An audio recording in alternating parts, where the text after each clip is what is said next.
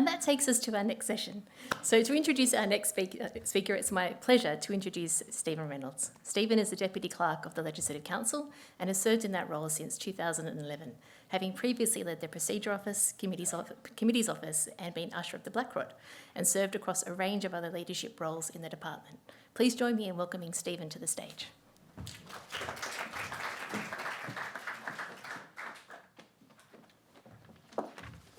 Thanks, Janelle.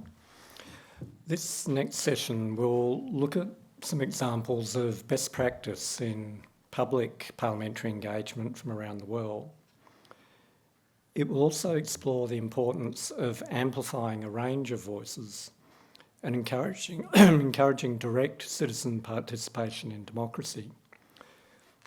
And to start off with, to do so, allow me to introduce Dr Sarah Moulds. Dr Sarah Moulds is an Associate Professor in Law at the University of South Australia, Editor of the Australasian Parliamentary Review, and Co-founder and Director of the Rights Resource Network, South Australia. She's passionate about parliaments and connecting citizens and communities with lawmakers. In 2022, Dr Moulds was awarded a Churchill Fellowship to explore how to empower young people to engage effectively with Australian parliaments. And that'll be a fascinating read when that report's available. Dr Moulds is actively engaged in local, national and international conversations about the role parliaments can and should play in holding governments to account, and how communities and parliaments can work together. She's also currently the course coordinator for the ANZACAT, which is the clerks club, if you like, the ANZACAT Parliamentary Law Practice and Procedure course, a course which we each year send our staff, 2 or 3 of our staff to, along with other parliaments, and we've got very, very positive reviews about the course that Sarah now coordinates. She's also the Deputy Chair of the International Parliamentary Engagement Network, a group that helps connect people to parliaments all around the world. So please join me in welcoming Dr Sarah Moulds.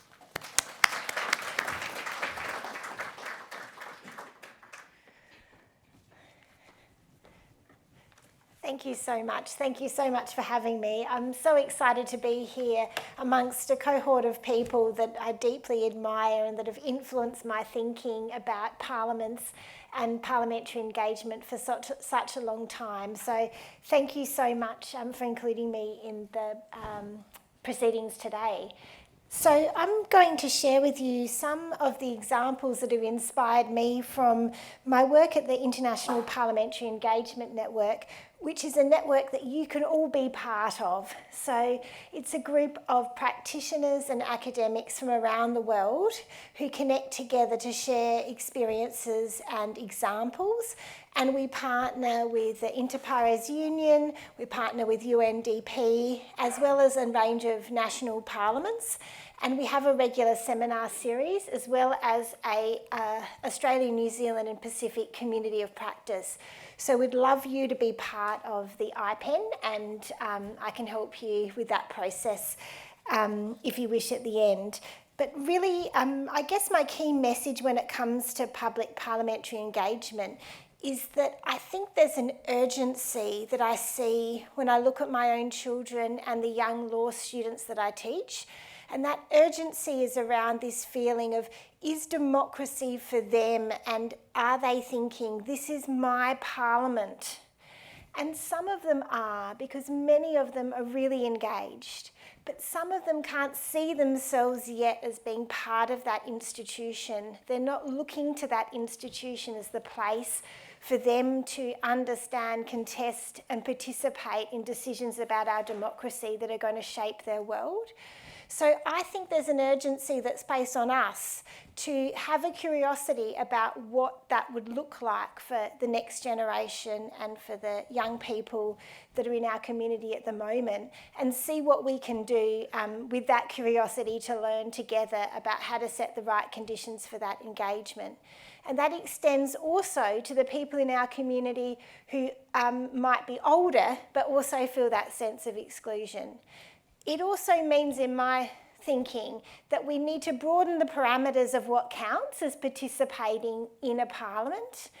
And that means, whilst this presentation is going to focus on things like petitions and committee work and outreach programs and websites, I think when we think more broadly about the kind of democratic discourse that exists in our community, from all the way from something like civil disobedience and protest to one end, to the other end where we might be using social media and contesting concepts of truth, we need to be active and curious about those expressions of democratic participation as well, so that we can get a sense of where our parliaments fit in. And so it's this kind of urgent feeling that I've had that's driven me to want to research and learn more about what parliaments are doing. And I also want to acknowledge that there's people working in Parliament here in New South Wales and in every Australian jurisdiction who've worked longer and harder on this topic than me. So to them, I bow down with gratefulness for the hard work that you're doing. And if you've got a story of success, I want to hear it, so that next time I do a talk like this, I can explain how fabulous you are. But it might be helpful just to talk about what I mean by this idea of public parliamentary engagement. And the little circle that you can see there with information, understanding, identification, participation and intervention is a kind of cycle of engagement that my colleague Christina Leston-Bandera from the University of Leeds, who's the chair of the IPEN, has developed. And it connects really into this idea of empowering people in relation to their surroundings and into institutional settings. And it was first a typology developed by Rowe and Frewer, who talk about the three elements of public engagement as being about communication, consultation and participation. And Christina's added those other concepts there of intervention and understanding. And the idea is that you need all of these elements in the journey to take you towards something that might be categorised as deliberation, or what's captured my attention recently, this idea of democratic listening. And deliberation and democratic listening, people have written PhDs on both of those topics. For me, what it's about is you have to change something. You have to shift something in your thinking. So to get to that point, you have to be in a listening position with respect and trust and safety, and you have to be prepared to relinquish something in light of a different opinion or a better solution. And it's that kind of democratic listening and deliberation that I'm really interested in. How do we create that in the Parliament? It's very hard because it brings us close up to some big philosophical existential questions about representation, representative democracy in parliaments. You know, is this the proper work of parliaments? Or should we be saying at election time, if you're elected by a constituency, you go in there and do your job? And that's what the people want you to do. They delegate their democratic expression to you in the Parliament, and you go forth and prosecute that with your best foot forward. Is that what we want? Or are we interested in multiple moments between elections where we facilitate democratic listening? And I think I'm still exploring that myself with curiosity from others, greater minds. But I do know that the young people that I talk to in my research and that I teach are interested in the in-between election moments of democratic listening. And I do have this strong sense that if we are not curious about the voices who are missing, we're unlikely to be able to make really good laws. So I'm interested in this democratic listening kind of idea. And therefore, if we're interested in those concepts of engagement, deliberation and democratic listening, and we think that that might be what good parliamentary engagement looks like, we need to kind of have a plan for parliamentary engagement. because in the past, I think our understanding of engagement has been around information sharing, broadcasting, and maybe a little bit cheekily dress up and pretend. But if we want to move into a mode where we're doing democratic listening, then we have to be a bit more thoughtful, the same as if we want to diversify the voices that we're hearing from. And to do that, we need to have a plan. And we look around the world at the parliaments who are facilitating these kind of experiences. It's because they've actively planned for it. That's not to say that there aren't people working in parliaments with all the right instincts, but if we don't plan with a strategy, we can't measure. If we don't measure, we don't know if we're getting better. Also, if we don't evaluate, we reduce some of the legitimacy for the people who are doing this work. So if we really want to value good public engagement, let's set ambitions around it. And these kind of concepts are things that Christina and I have tried to distill from some of the great examples of best practice that have been shared with us through IPEN. And it's really about measuring accessibility, rates of participation. Then we get into this interesting concept of divides. So is what we're doing reinforcing the existing social divides that might persist in the community around an issue, or are we somehow addressing those divides in our engagement? And this is really challenging because usually it gets close to that line between politics and parliamentary service, which my students from the PLPP remind me all the time, okay? And I love having these conversations because from the naive academic, I think everything's political, not in a partisan sense, but participating in a conversation about parliamentary democracy is to me inherently political. There is no neutral. So if you're a committee secretariat, you believe in the power of the committee as a good thing, you want it to continue, you want it to succeed. But the question is, does that extend to you suggesting to the chair that you might go out to a different location, to Whyalla or Port Augusta, that you might actually invite some kids in to hear what they've got to say, that you might open it up to TikTok for submissions? Should that be your role as a committee secretarian? Or is that up to the chair to decide because you're not a political operative? These are challenging things to think about. But we've got to start having those conversations about the appropriate role for parliamentary services staff, what we expect from chairs and committees in these systems.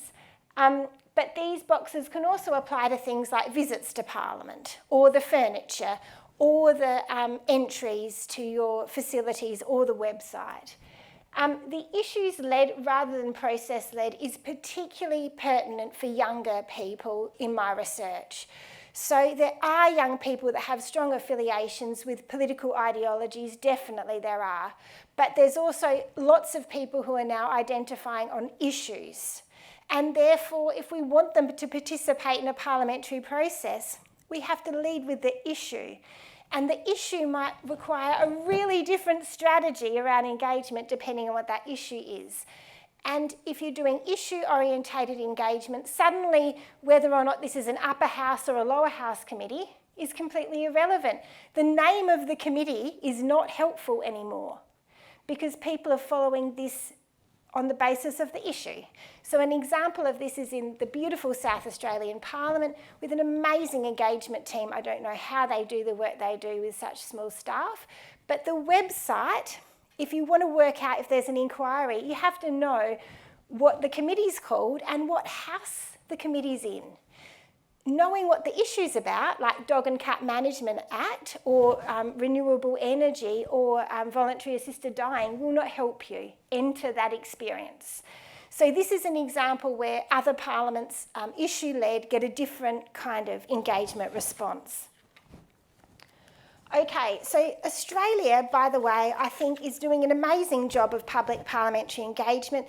And when I was lucky enough to go to the UK and England and Ireland and Wales and Scotland, and when I've talked to colleagues in Brazil and in Spanish-speaking parliaments, they all think Australia is doing great, and New Zealand. Some of the things we're really good at is education, working with teachers on civics education. submissions to parliamentary committees.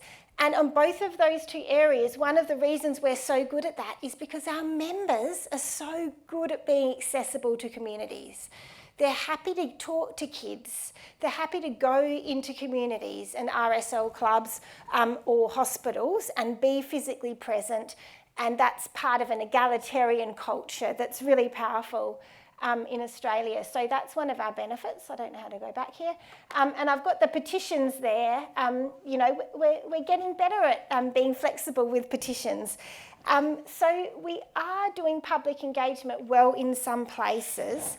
And particularly when we think about how do we take Parliament out into the community, how do we invest heavily in regional areas that don't get a metropolitan cultural experience of a presence of the Parliament in their world? And that's made a big difference. But really, the missing piece for me is the dress up and pretend element. Okay, so we have to think about how can we give people a taste of civics that's more than pretending, that actually changes something about parliamentary business. And that is hard because that's political.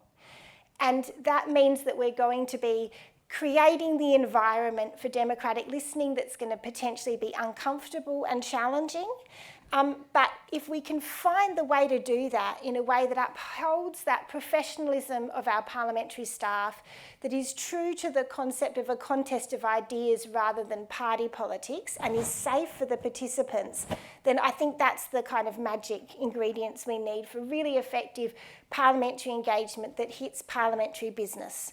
And what I'm talking about doesn't have to be just about legislation. In New Zealand, there's a fantastic group of young people advising the Parliament about how they share information about the Parliament to young people. But they've got young people leading that and young people making decisions, and they're effectively giving them some control over things like budget to change something real about the website or about the way that you make submissions or about the way that you participate in something. In addition to the other dress up and pretend related experiences of coming down and sitting in the chamber and talking about it. So that's kind of what I'm talking about. When we look further afield and imagine what parliamentary public engagement could look like in the future, I mean, again, I come back to that kind of big picture dilemma. You know, is this something we want to be investing in? I've got a PhD student who's looking at saying, let's invest at the other end, at elections and the type of people who are running for office, and let's invest in diversity there, in the hope that we don't need this kind of public engagement approach.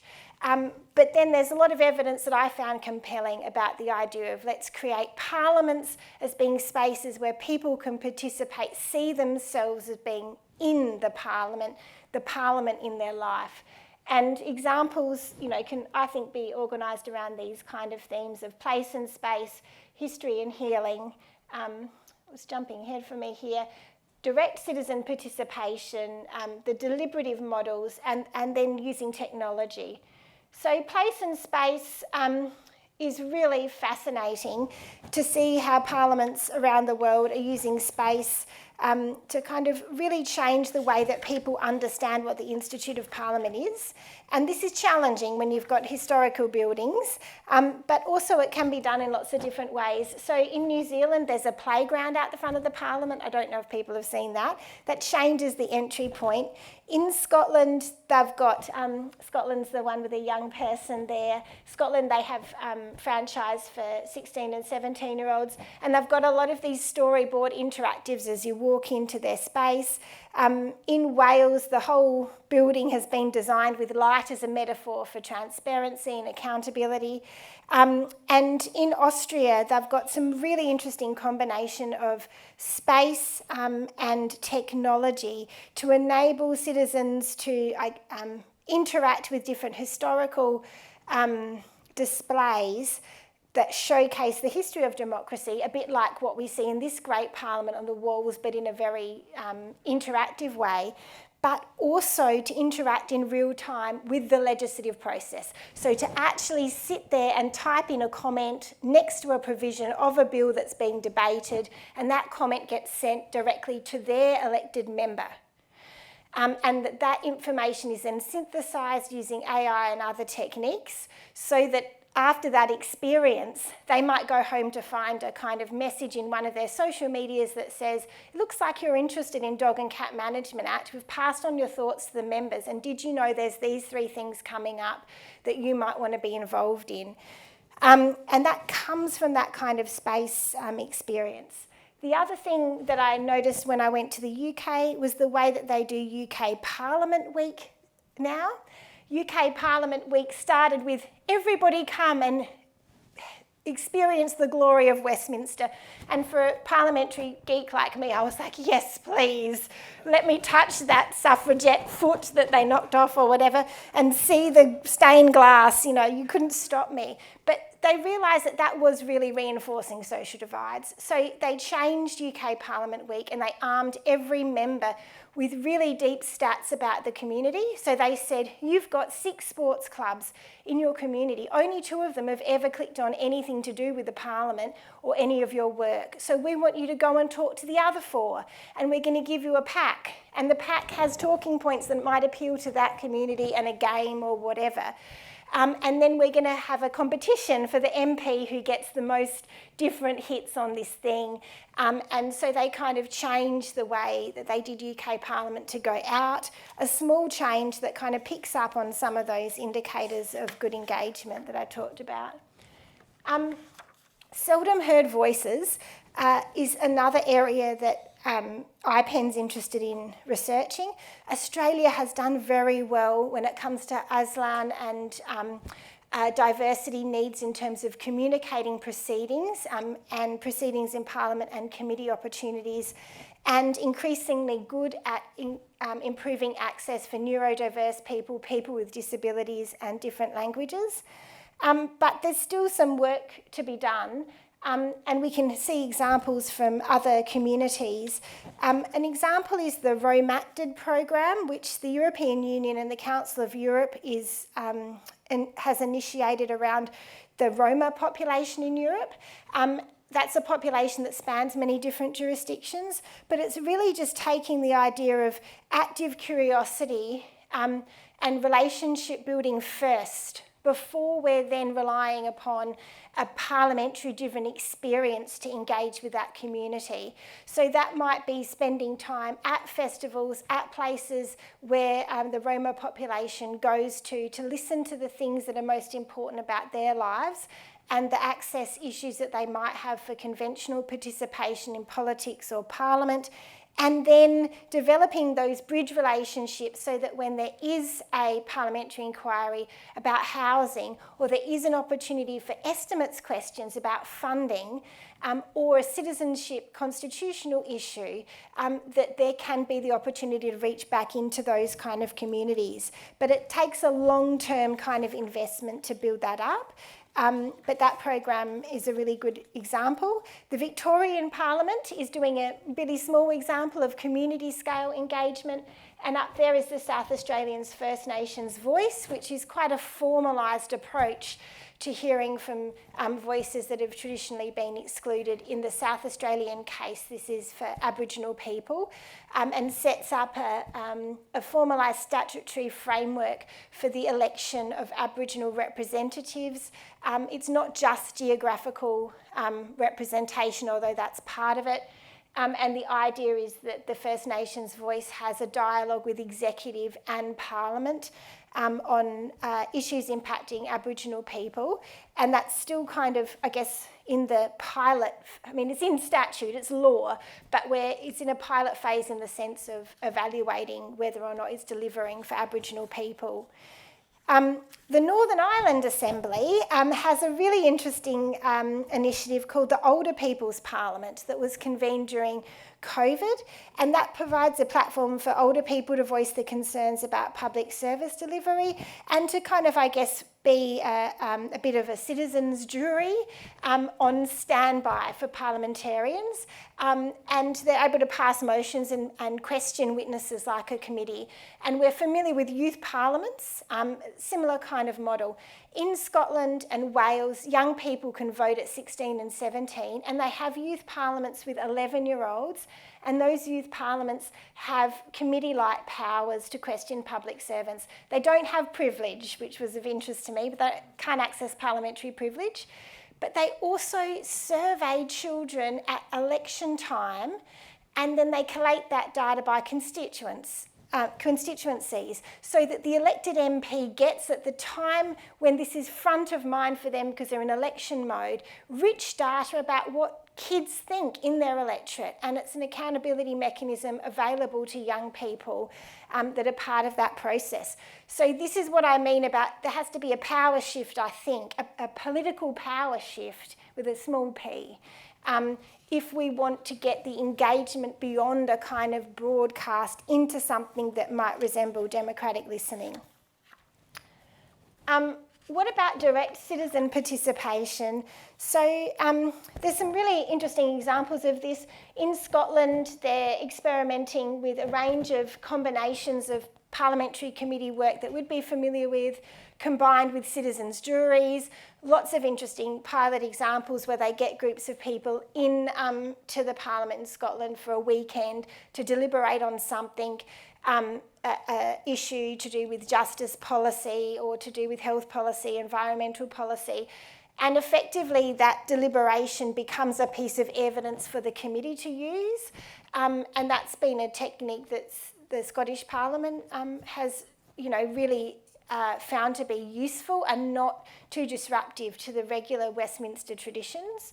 But they're also experimenting with incorporating that into a kind of budget scrutiny process as well, which is really interesting.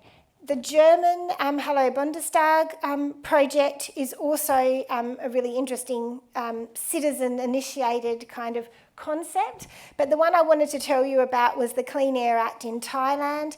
So in Thailand, the process they've got there around petitions is petitions plus, because effectively you can design a piece of legislation as a group of citizens, and if you get the minimum number of signatures, this draft legislation then has to proceed through the committee process and be debated in the Parliament.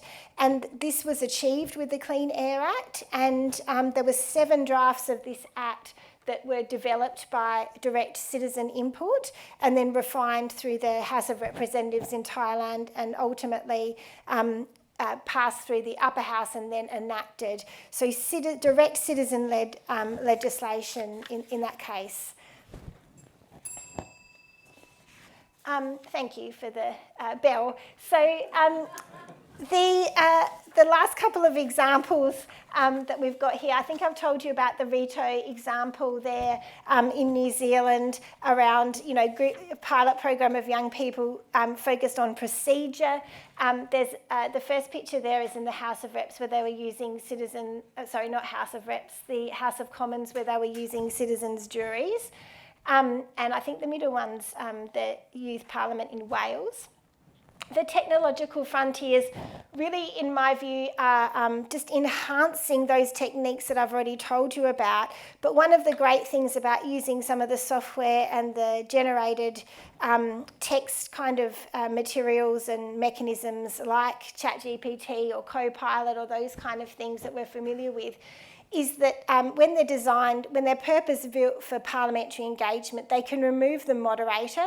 So we've had examples of this in Brazil during COVID, where citizens were commenting on COVID legislation in real time using these apps, and we saw members of parliament actually move across the chamber looking at their phone in response to indications of their constituency on particular proposals around amendments to legislation. We've also seen this being used in Germany for budgeting, so citizen initiated budgeting processes using this kind of software. And the Brazilian Chamber of Deputies is really the standout with using AI as well. And it's helping to, I guess, bridge a gap between these interactive experiential things that happen in place and online and the actual legislative process, synthesising a lot of comments that have been made online, for example. Just to finish up, I wanted to talk about future generations. In Wales, there's a Future Generations Commissioner whose job it is to anticipate and think about the laws we're making now for the generations to come and run that kind of lens over policy and legislation. But there's also some fantastic work being done in education scholarship of teaching and learning, about how to empower young people, children, preschoolers in democratic decision making in place, so in their classroom, so that they're not just learning about kings and queens and parliaments and governments, but they're actually practicing democratic decision making to make decisions about when they stop and have fruit break, or what kind of glue guns they're allowed to use, or what should happen to someone who felt bullied. They're using those techniques, and that's what they're modelling and experiencing. And so how do we get from, where we are to kind of where we want to be? Well, I think this cartoon that was drawn for me by a friend of mine for my Churchill Fellowship work is really just trying to illustrate that there's some building blocks underneath that the institutions have to do, but we also have to be opportunistic for catalysts for change. We saw that with COVID. Suddenly we had permission to use hybrid and online as a legitimate source of communicating. Devolution in the UK had that impact too, where locally they were able to take control over certain aspects of policy, which changed the party political entrenched binary positioning and created opportunity. So I think we've got some to take advantage of those kind of winds of change, as well as to invest from the bottom up. But I do think that if we're not shifting power, we won't get democratic listening. So that's challenging for everyone working in this space. But Sally Coyne from the Scottish Parliament, who's amazing and has been there for a long time, has delivered a seminar called Moving the Institutional Elephant. Cute title and very good seminar. And that's where I'll end, really, to say that that's the type of experience you can have as an IPEN member. You can watch Sally Coyne either live or a video later talk about how they move the institutional elephant in Scotland. And the map there is the mapping work we're doing about all the different countries that are enthusiastically working on this question of engagement that we can connect you with. So please think about joining IPEN. And I think we've got so much to be proud of here in Australia about engagement. But I hope you join me on this kind of urgent quest to remind the people whose voices we're not hearing that we are curious about their life, and that we're curious about what parliamentary democracy, good parliamentary democracy, looks like to them. Thank you.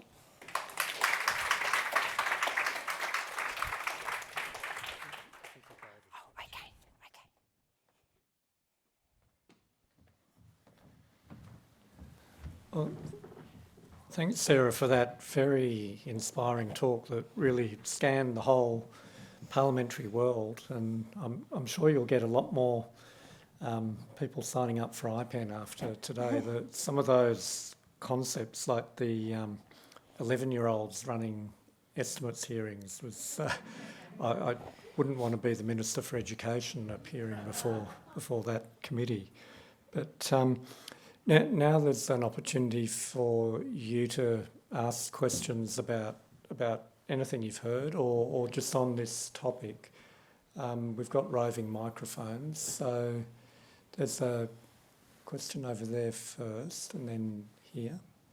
Hi there. So I was very interested, especially sort of you talking about youth parliaments. Earlier this year, I was in youth parliament here in New South Wales. It's run by the YMCA.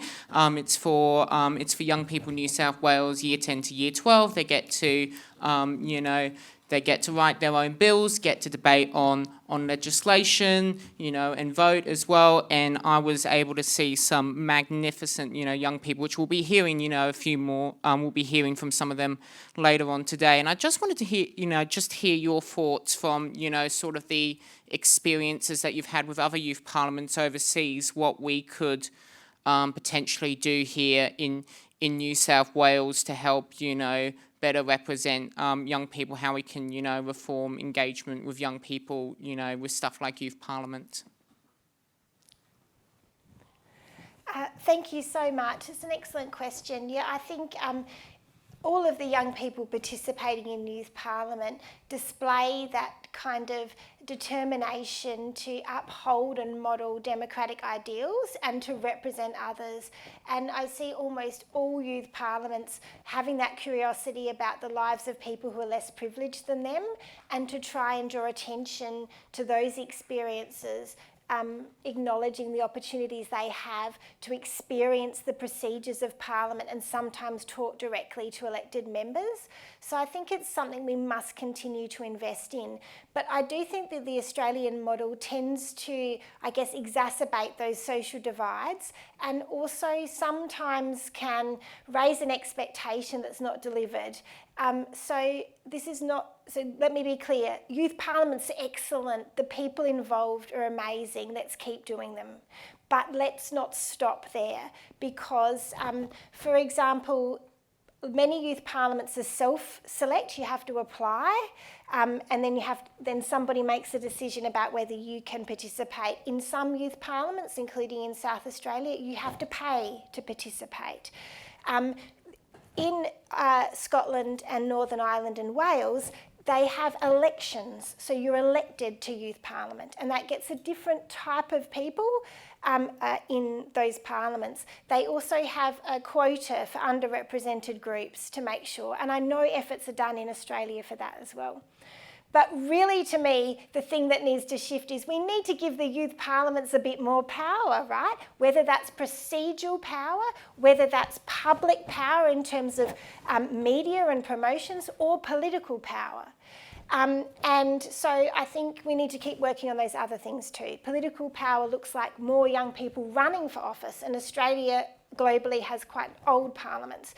Young people running for local government. Young people having franchise.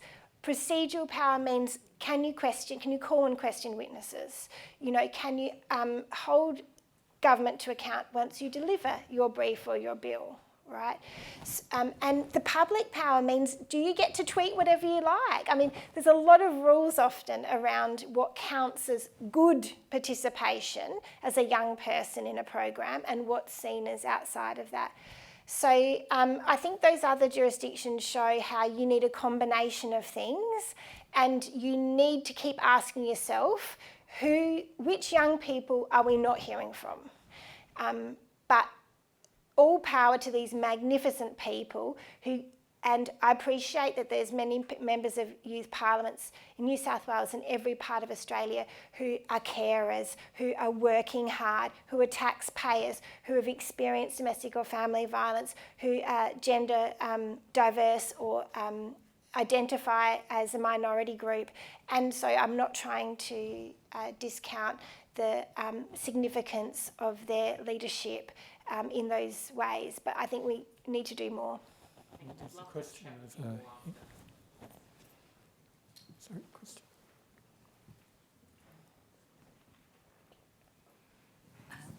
Thank you. I'm glad you mentioned the franchise then, because my question is, how have you learned anything from Wales and Scotland and the other areas about how we're going to get 16-year-olds voting?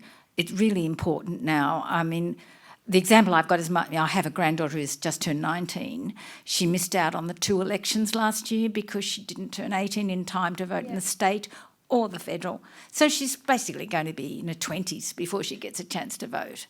Oh, wait, then no, next year she'll be right. She'll be right. But she'll be 20, basically, when she gets a chance to vote. So it's not real to talk about 16-year-olds voting, because the electoral cycle means that they may well be over 21 before they get the chance. And there must be methods to get the people aware of this need. Yeah, I mean, I agree with you that Scotland, well, I mean, first of all, it's very challenging to compare Scotland and Wales and Australia, for example, because of the compulsory voting aspect in Australia and the eccentricities of each jurisdiction's voting.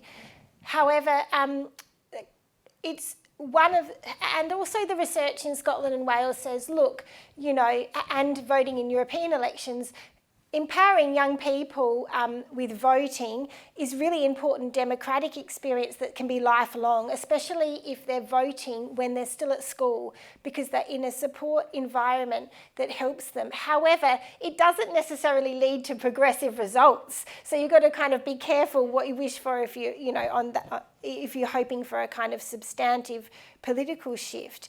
And also there's some mixed evidence around, you know, does someone who vote when they're 16 then always vote? And there's mixed evidence about that in jurisdictions without compulsory voting. So it's not perfect, but it absolutely focuses the attention of the political class to youth issues in a different way.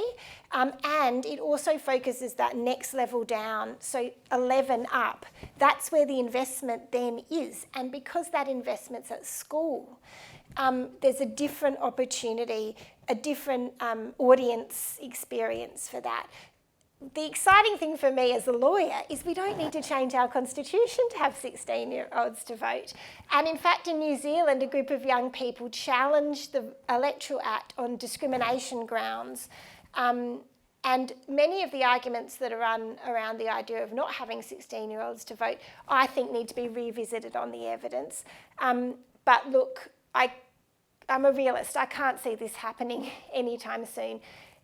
A local government in New Zealand has had a young mayors program where they got young people, 15, 16 and 17, to be elected alongside mayors as in an advisory capacity. These young people were so smart. They went to the council bylaws and realised that they could actually have a vote in one of their committees, and they voted as a block, and they voted to enfranchise themselves in other planning committees, and they exerted political pressure then because they said that they could hold up a planning approval process using the procedure in their way. So I think we need both like that catalyst picture.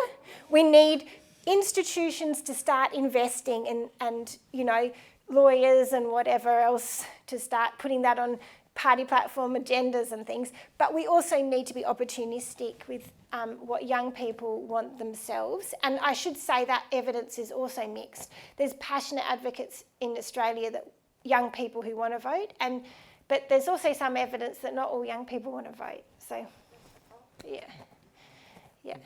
Over here.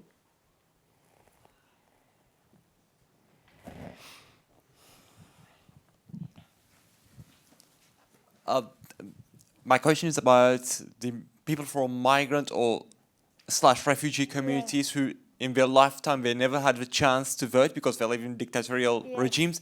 When they are coming to Western countries, enjoying liberal democracy, they also maybe face some difficulties to understand the complexity of liberal democratic system and to integrate into Western societies. Are there any orientations to newcomers regarding Western liberal democratic values and how to engage politically within this system? Yeah, brilliant question. So there was a really interesting Senate committee inquiry into that kind of question of civic engagement and civics education across Australia, and some really interesting submissions, including from different migrant communities, about what kind of practical things would make a difference. And one of the examples that kept coming up is the opportunity for elected members to go to place where communities are and adopt that kind of listening position to understand the local issues, and then use that as the opportunity to talk through the procedural and legislative constitutional settings around voting. Salisbury City Council in Adelaide, I'm using all South Australian examples, has done a lot of really interesting work at local government level and participation with refugee communities. And so I think it has to be almost personal, almost one-on-one with trusted support to really create an environment where people can participate. But that's the dream setup, right? I think there's a lot we can do, like say a parliament could do, to make the materials that they already produce more accessible, and I think parliaments are working on that.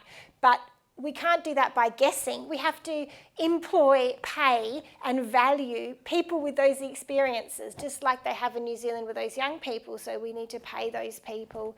And an example in Manchester that was really fascinating, there was a postcode that had very high crime rates, really big problems with police. They tried all sorts of different things to try and get feedback about what these problems were and what to do to fix it, and they ended up doing no strings attached loans, micro loans to families, where they were saying £2,000, take it.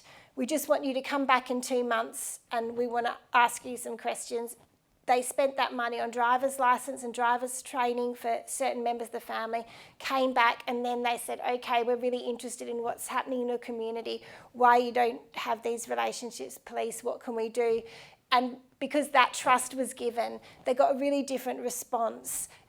So I think, yeah, we have to try a whole lot of different things where we show, if we want trust and engagement, where the people in privilege give up something, seems to be the theme. But have a look at that Senate committee inquiry, because there's great submissions from multicultural groups about what they've seen work and what they think we should do. Sarah, I'm getting the wind-up symbol from Janelle, which means the tea and coffee is probably ready. But will you be staying for tea and coffee? If you have further questions, and I'm sure some of you do, for Sarah, please find her at the tea and coffee cart that we're about to get informed about. I'll just hand you over to Janelle. Thanks again, Sarah. Thank you for having me.